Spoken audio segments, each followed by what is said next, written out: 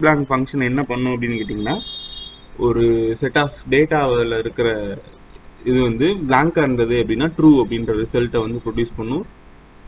அந்த இடத்துல டேட்டா இருந்தது அப்படின்னா ஃபால்ஸ் அப்படின்ற விஷயத்தை ப்ரொடியூஸ் பண்ணும். இதோட சின்டாக்ஸ் அப்படிங்கிறது என்ன பார்த்தீங்கன்னா, equal to isBlank sell to test. எந்த செல்லை வந்து நம்ம டெஸ்ட் பண்ணணுமோ அந்த செல்லோட அட்ரஸ். இங்கே பாருங்கள், ஒரு டேட்டா இருக்குது.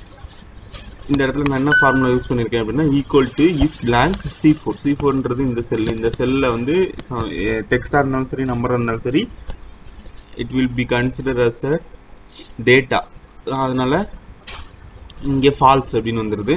ஹலோ அப்படின்றதும் டேட்டா இருக்குது, ஸோ ஃபால்ஸ். இங்கே வந்து blank-ஆ இருக்குது, அதனால் ட்ரூ. இப்போ வந்து நம்மளுக்கு நிறையா டேட்டா இருக்கிறப்போ எந்தெந்த ஃபீல்டுலாம் blank-ஆ இருக்குது அப்படின்ற கண்டுபிடிக்கணும் அப்படின்னா, நம்ம இப்போ இந்த மாதிரி ட்ரூ இந்த isBlank ஃபங்க்ஷன் யூஸ் பண்ணி ட்ரூ அப்படின்ற விஷயத்தை கண்டுபிடிச்சோன்னா அந்த இடத்துல blank-ஆ டேட்டா இருக்குது அப்படின்றத நம்ம ஈஸியாக தெரிஞ்சுக்கலாம். இந்த isBlank அப்படின்ற ஃபங்க்ஷனோட மெயின் யூஸ் வந்து டேட்டா வந்து blank-ஆ இருக்கா இல்லை டேட்டாவோட இருக்கா அப்படின்ற விஷயத்தை கண்டுபிடிக்கிறதுக்காக நம்ம isBlank ஃபங்க்ஷன் யூஸ் பண்ணுறோம். டேட்டா இருந்ததுன்னா ஃபால்ஸ் அப்படின்ற ரிசல்ட் வரும். டேட்டா இல்லாமல் நல்லா இருந்தது அப்படின்னா ட்ரூ அப்படிங்கிற ரிசல்ட் வரும். இது மாதிரி நிறையா